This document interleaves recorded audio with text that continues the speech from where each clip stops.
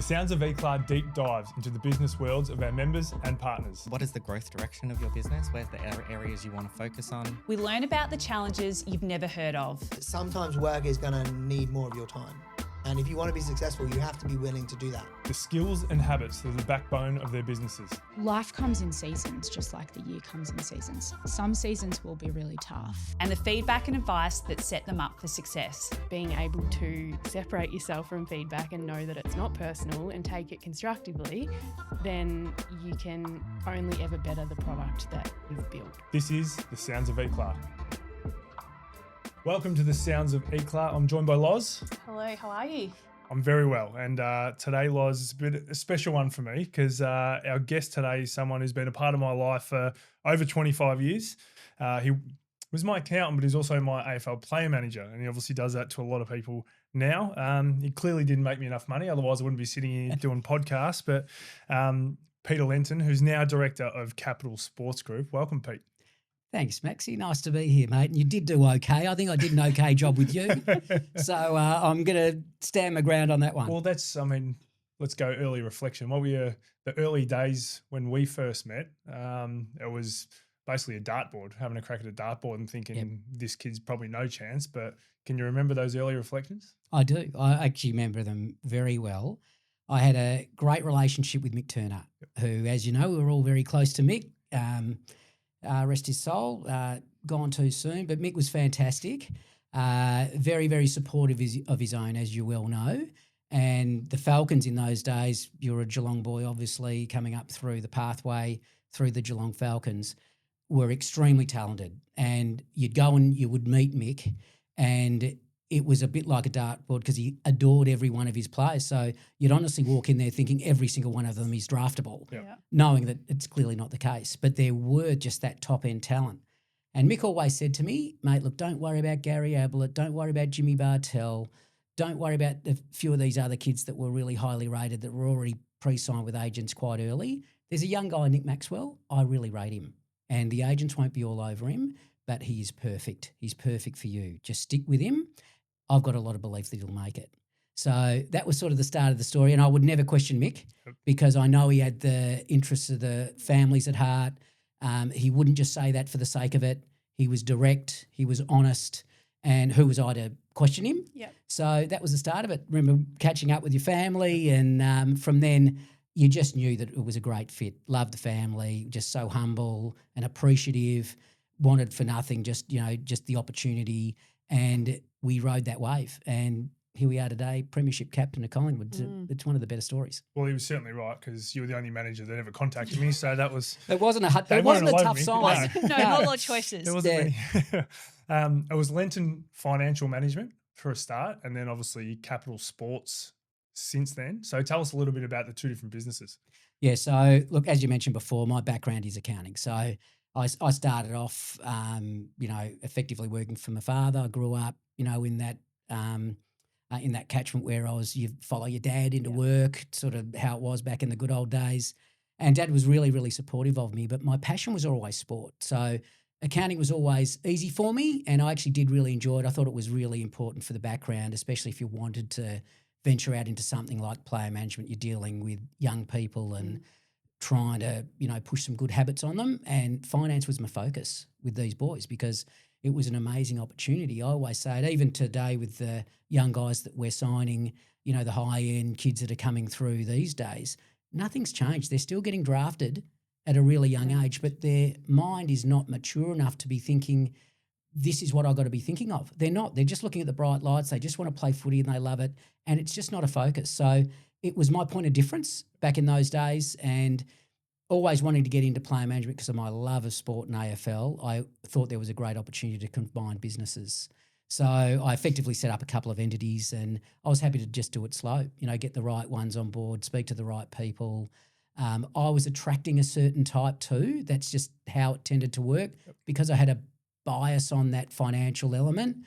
I was attracting a certain type, and those were the kids that were driven because they saw a little bit more than, no, I do need to focus on a couple of things outside of football so that I know I'm okay, because I can see in 5, 10, 15 years, I'm going to be happy that I've had these conversations. I've got someone in my corner Yeah. that has a skill set that can add. Well, the parents would also be attracted to that part of it, that it isn't just the flashing lights of big contracts. It's actually, let's be financially responsible. Do the parents still have the same influence now as what they did back 20 years ago? Really different. Yep. And you know what? That's probably been the change Yeah, right. I've noticed the most as someone that's now experienced in this industry. Back in the good old days, Doug Maxwell would ring me and say, we'll go with you because I like this. We'll be letting Nick know. Now, Doug will be ringing me and say, look, we don't really want to have that influence. It's got to be Nick's decision. So whatever Nick feels, that's what we'll have to go with, but we appreciate speaking to you. So that's been the change in it, and that's how it's sort of run now. So we get it. So, we've changed our pitch accordingly. We know it's more about the player and the draft and the ability to get through and the assistance that he needs to get drafted rather than this is the big picture stuff. This is what we think is important. Whilst I might think that, we've just tailored it a bit differently, but we still offer exactly the same. Yep. But that's been the definite shift. And the move to Kapital Sports, how did that come about? The move to Kapital Sports was, look, I'd had a great run in the industry and I'd always had a really good bank of players just as myself. And I'd sort of got a knock on the door really from another agent that just said, look, we can see what you're doing from afar. You're probably not picking up the players these days. And I was sort of comfortable with that. I didn't really need to. I was just happy sort of sitting in my lane and enjoying it. But he saw an opportunity to merge and said, look, I think with your skill sets and what we're doing, we're out there in the field of play, we're signing all these kids, but we need the resource in the back end. We'd love you to join. We'd love to have a merge and join a couple of businesses, and you can really do your role, which is more in that finance space. I'm still managing my bank of players that I've got, but the new kids coming through will have the younger agents because they're the ones that are signing them. It's a young person's game, but they really wanted that support at the higher end with sort of probably managing the business more so, given that's my skill set, and looking after the players with everything that they're doing outside of footy. And the blend has been great. So I've really enjoyed it. It's sort of given me another bounce in the industry and very passionate about it. You don't really lose that. It's in a different form, but really, really happy with the move and what we're doing in the industry because I know it's, helping our players and our players are achieving. You left your dad's business, which could have been a risk, leaving the family business to start your own. What are some of the challenges or things you learnt pretty quickly when you were on your own, starting your own business? Yeah, it's a good question because I don't think my dad really believed. So he always said, mate, the door's never locked from the inside. If you want to get out, you open the door and you go, but always be comfortable that we'll take you back tomorrow. He was expecting that I would be back tomorrow. Yeah. And I always knew, no, look, it's something that was just buried in me. It was a burning desire to make this happen. I knew it was going to be tough. Was it a hard conversation to have with your dad? A little bit, but I think he felt it was coming because I was restless. I was young. I wasn't loving what I was doing. With Dad, he was a bit old school. It was, mate, you come in, you shave every day, you've got a tie on every day, you sit down there, you do your timesheets. I had enough of it. Yep. I really had enough of it. It wasn't really me. I was more of front of face, going out. I'm a people person. Yep. So my character was more about, am I really loving this or not?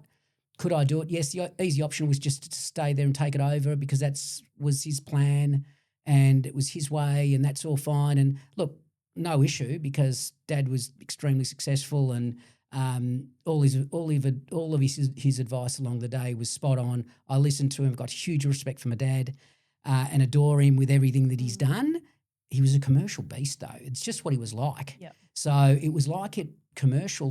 No, mate, that's how it's going. But I think he knew deep down I've got a bit of my mum in me and it was more than that. And look, he was supportive. And you know what? He'll say it today, he's extremely proud of how it's all gone. And it's been a good story. Were there things in those early days setting up a business where you thought it was going to be easy, you thought it was going to be simplistic, but problems were a lot more difficult or things were a lot harder than you thought they were going to be? Do you know what? I was so prepared for it. Yep. That and that's my way as well. I'd never dive into something and just, gee, bit of potluck here, we'll just see how we go. I always knew with the accounting background that I had and the clients that I already had on board, which a lot were just my mates and through networks. So there was no non-compete? You wasn't What, No, strangulation there on you? wasn't. No, there wasn't. Dad was he was a bit careful with that. No, he wasn't stepping on my toes. And to be honest, he actually said, "Look, you know what? These clients, I wouldn't know them if I tripped over them in the street." So no, it was. Look, it was left with very warm. And yeah, so I always knew that my downside was covered. That if it didn't happen, I'm happy anyway. Yeah. And it was an interesting time in my life because I just had my first child. Jackie was pregnant a couple of years later with our second, and it was right at that time. So I felt as though if I had to make the jump, now was the right time. If I left it too long and all of a sudden school fees jump up and everything else, it's a bit of a risk to take. But I felt as though I've got enough of a runway here to make it work, and I'm happy I did it.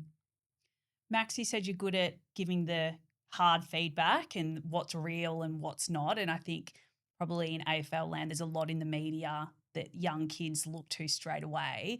What are some of the conversations that you have to have with young athletes or their families about the real world of being an AFL footballer and the responsibility and protecting them long-term financially as well? Yep. Look, I come from an old school background. So I do understand, though, it's not always the right way. So I'm certainly not blinded to that, but that's intrinsically me. So if I feel as though something is important to be said, I'll say it. It's about respecting the other side as well, and I get that because, as we said before, it's a different element these days. There's no doubt kids are being brought up differently. You've got kids, so you actually get it, how they're thinking. It might have been different to how you were guided back in your day. So I was always comfortable. No, I've got to be true to myself. I'm direct. Yep. I would say to Nick, mate, no, this is what's going on. You're taking that the wrong way. Get over yourself. I'm happy to have those conversations. And you know what? I invite it back the other way. And, looking after guys like Sam Mitchell and whatever, I'd get feedback the other way, guaranteed. Yep. So, but it's a matter of taking all that on board and being able to deliver the message because we're all here for the greater good. We're all wanting to help. You're honestly there as a resource. I never pretend I know everything, but, you've got to be there to be able to give that right advice. And if it's a bit of a hard lesson to give it, that's okay.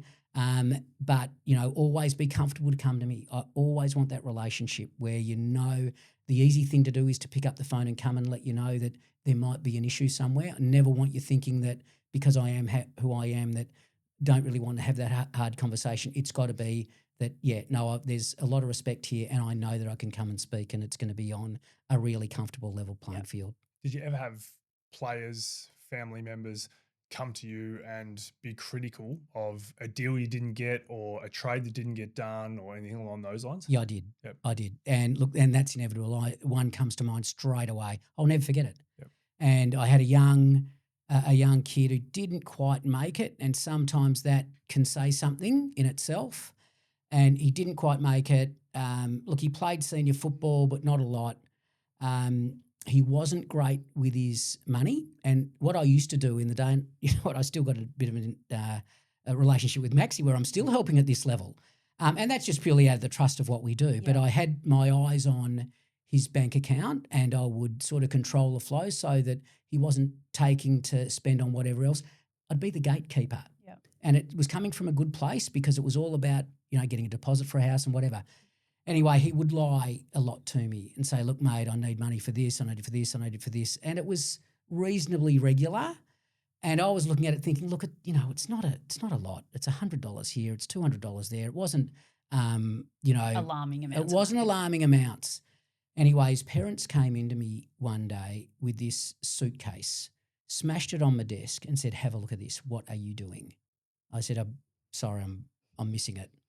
And they said, these are all his betting accounts. Every time money goes out of account, it's going to this, this and this. He's lost it all. And I said, okay, well, and look, to be honest, in my mind, collectively, I didn't think it was a lot. Back in, I just didn't think it was enough. But he was saying, look, I'm going on holidays, I've got medical things, everything was just something that he needed, but it was never a lot that I was really, really worried about it. But his betting account would suggest, but he was having wins along the way and he was losses. So the mountains of transactions were a lot more than the dollars that were going out. Yeah.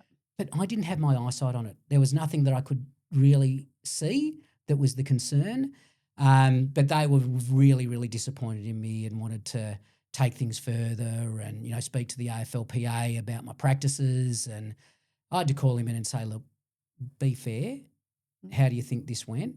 Were you honest with me with how this was, you know, because I'm, you know, I always, you know, wear your heart on your sleeve. I'm honest with you. I expect the same in return. And look, he fell on his sword and said, no, it's me. I'm not critical of you at all. I've got to take ownership for this.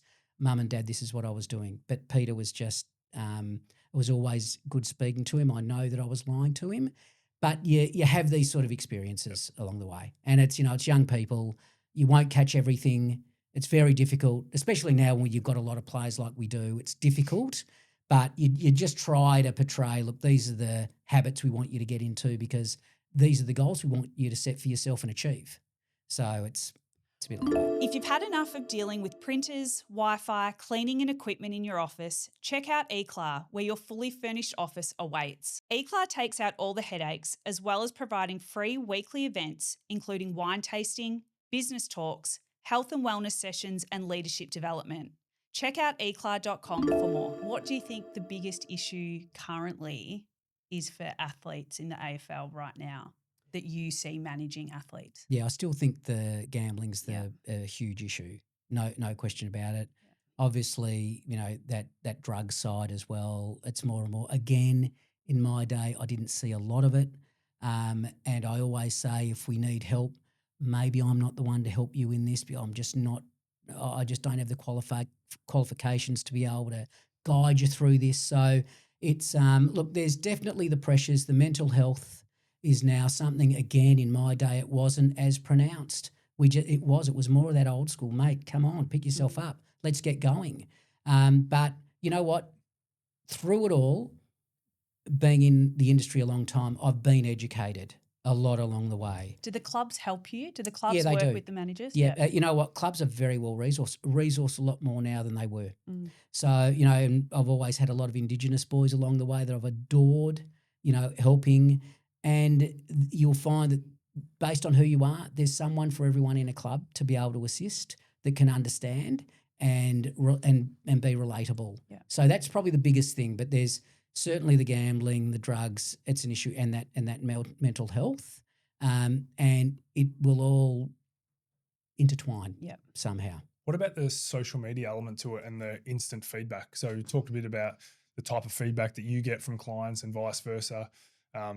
I mean, in elite sport, you get feedback from everyone, whether you like it or not. If you've got social media, how do you speak to your players and make sure they understand that what's real and what's not? Whose opinion's relevant, who's not? How do you keep them in that mind frame of let's not forget what's real here? Yeah. Do you know what? It's a bit of a double-edged sword. Yep.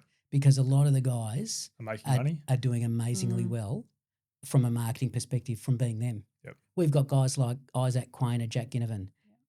They do very well off field with everything they're doing. They put themselves out there. They're happy with the fact they've got large followings. It's important to brands that they have large followings, but you know what? You're out there. Yeah. So you will cop. So there needs to be that preparation for that. You need to wear all of this, but it's the win-loss. I'm sure Bailey Smith's been through a bit. There are plenty of other guys that have been through a bit, but you know what? You're comfortable with that. We just need to understand that there's a bit of both here.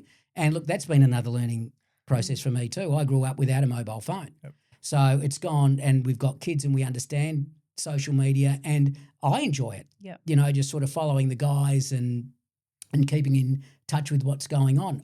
We get it. So, but yeah, I think with everything, it needs to be, I like to say in moderation, but it's probably not in moderation, as long as you're always happy that you understand it and you work with it. And if anything does happen and you think it's important to get off, you've got the ability to turn it off and do what's right for you. So it's, yeah. We've both got daughters. You've got two beautiful daughters in their 20s now. Yes. Yes, Luce and Liv. Yep. How, from what you've learned in sport, how's that helped you work with them? Because you're always working with young people, but to help be a good father to them and give them advice along the way. Yeah. Do you know what's interesting? Because my wife, Jackie, said the other day, it's interesting with you. You've always been drawn to the younger kid. We'll go over to someone's house. I'm always drawn to speak to the son or the daughter. Yeah. I don't know what it is, but I've got a real interest in what the young kids are doing because you've got young kids, you've got a real interest in what they're doing. So I'm always drawn to them. It doesn't matter who it is, what they're doing. I really like, even if we're in a pitch, I'll always look at the brother or the sister and start engaging with them. Yeah. So it's, I think, being a parent really, really helps in this industry because you know what's important to them. And you said, and you know what, your kids are the best because they give you the best direct feedback of all time. So you sort of half know before you go. If I make a comment about, one of our players on Insta or whatever, they're cringing, but you know what, you get the feedback and we love it. And as long as you've got an understanding and you're close to your kids, and that's what I've got. I've always made sure we've got such great relationships with my kids. I'm so proud of what they've done. They've never looked at me and thought that's what I want to do or I'm similar to you in that level. But you know what? You've given them a lot of time along the way to allow them to achieve in whatever they're doing, and I'm really proud of them. What's one thing you'd change in the industry or one frustration that you think, oh, I wish we did this better? Gee, Loz, that's a good question. Look, I think there's a few things we do better in the industry, and that is probably where I come from in my game. It's hugely competitive.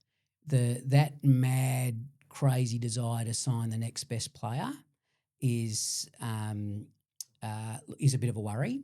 So I do look at that, and look, there's different trains of thought in the industry. You'll get some agents saying, you know what, if I want to sign a kid at 5 years of age and I want to put all the work into it and he never gets drafted and it's hurt me, that's my call. Who are you to tell me I can't do it? And then there are those that know this is so bad for that player to be fed all of this rubbish for it to never happen, that you're actually causing the problems later because they don't achieve. So I think we still need to work on what's best. I don't know if we've got the right model at the moment with it.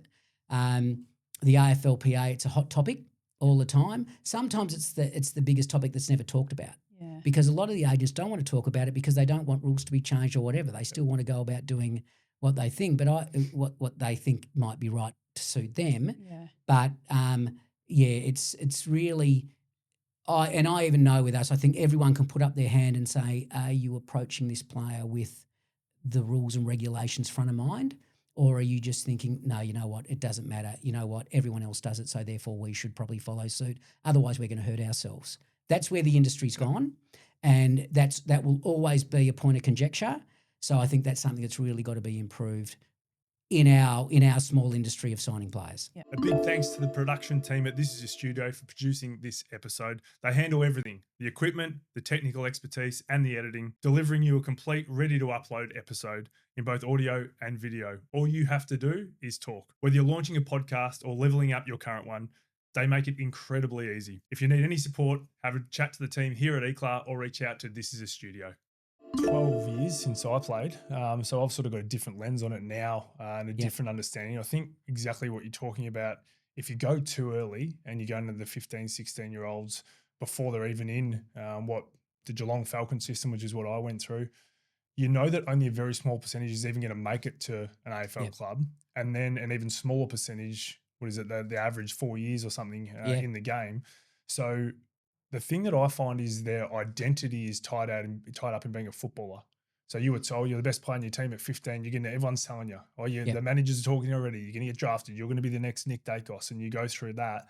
And then at 22 or at 25, wherever it is, even if you do have lucky enough to have a sort of career, your identity's always been, I'm a footballer. And when that's taken away, and it's not just football, it's all sports, but your identity's mixing that, and then you're not a footballer anymore. So who are you? And I guess I felt that I was lucky in a way that I didn't make any of those teams. And then when I finally did, I was knowing I could have got delisted any moment, and then my next game could probably be my last. So because I didn't tie my identity in it, I didn't worry about it as much when I finished. Yep. But I think exactly what you're talking is so the impact that we're having as an industry on those younger players coming through, everything is tied up into that, and they don't think they're anything if they don't have that. Yeah. And you know what? I actually use this phrase a bit. I always look at the young kids coming through the private schools. They know they're going to be top 10 players. Their papers are stamped. And then you get the street fighters, the Maxis of this world, the street fighters. They're the ones that, look, you're not promised anything. You're good at what you do, but you're not the priority here. we'll give you a 1-year deal as a rookie. See how you go on 18 grand and let me know how, if this is all the bright lights and the beers and Skittles that you think it is. It's not. So I actually really see the difference in the young kids coming through.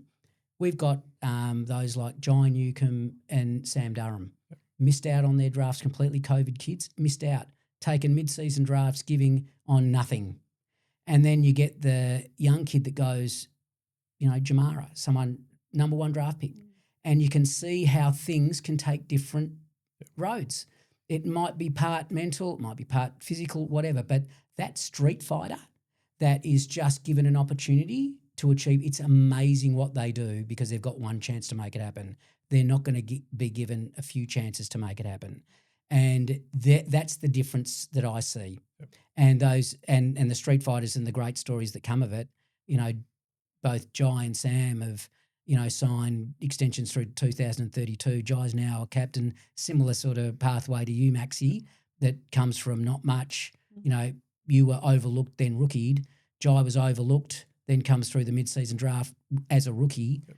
Similar stories, but they achieved. They put everything into it. So you do see the differences in the mindsets of the upbringings, of the messaging, of the talent league, of the who's been spoiled, who hasn't, and how they go from there is up to them. Yep. And they will shape their own journey and destiny. Do you think those players are then able to ride the waves of the AFL life cycle better? I do. Yeah. I do because, and again, I'm referring to Maxie a bit, but you worked.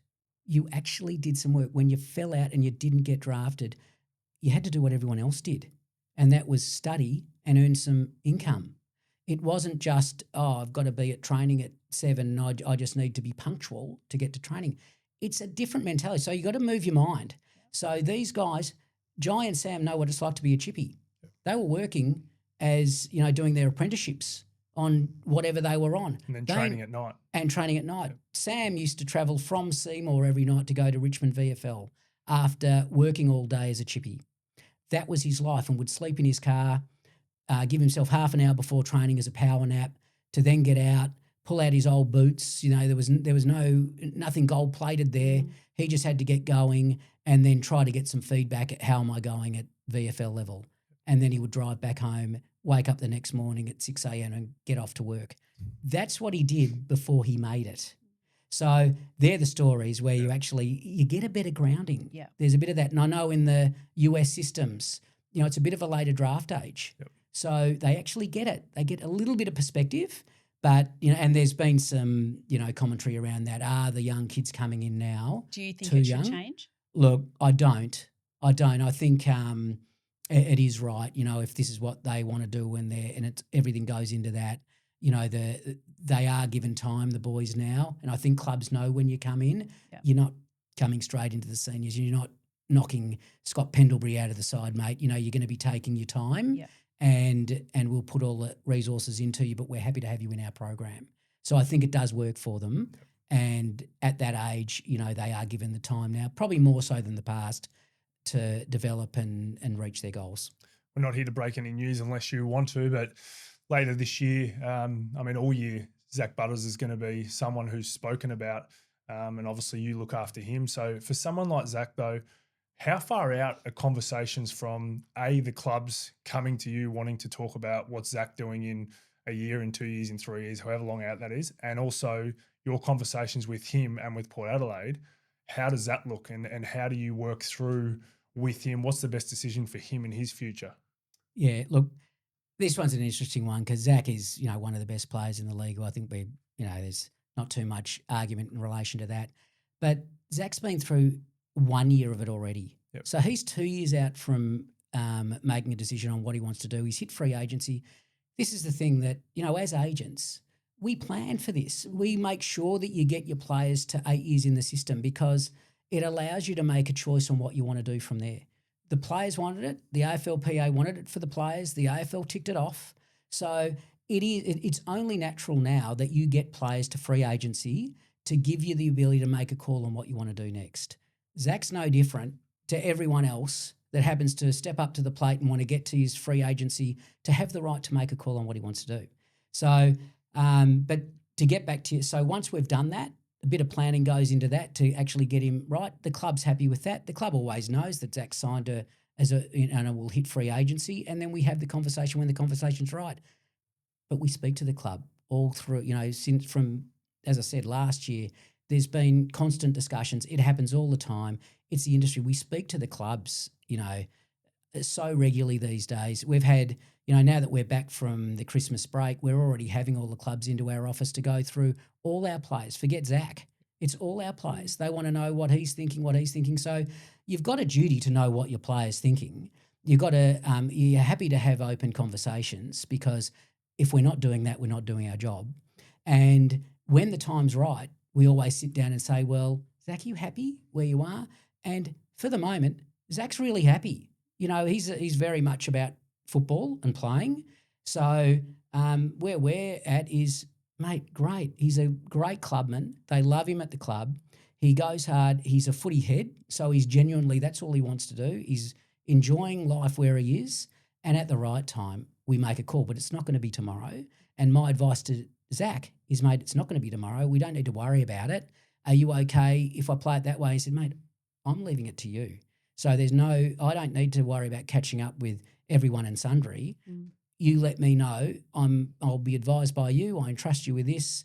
And when the time's right, we talk about all that. But first things first, I'm speaking with Port. So, and Port are appreciative and respectful of it. So that's sort of the long and the short of it. Well, I'm looking forward to getting him into Collingwood. He's going to be a huge impact player for us moving forward. Hey, you were outstanding at our season launch a few weeks back here at E-Class. So thank you for your time there with Luke Pleasure. Ball and Brie Davey. Yep. And thank you for your time today, mate. As people listening and watching will see, you're just very genuine. You're at the wedding of my brother and my sister. So it just shows that you, and very good singer. You told me I had to put that in, that you sung at both weddings. Oh, I did. We'll have to get you back. Well, look, I'm always looking for other avenues to make a couple of bucks. Yep. I've been asked, I haven't been invited back to sing, so I don't know what that says, but I've enjoyed all the Maxwell weddings. They've all been different, but I've enjoyed it, and to be able to get on stage, a little bit of me time. Might be something for Ecla, I reckon, Loz. Exactly. In the future, we can get him here to sing for us. I'm available. Thanks again, mate. Thanks, Maxie. Thanks, This Loz. has been the Sounds of Ecla. Thank you for listening, and a huge thank you to This Is a Studio, who continue to help and support us with this podcast. Cheers.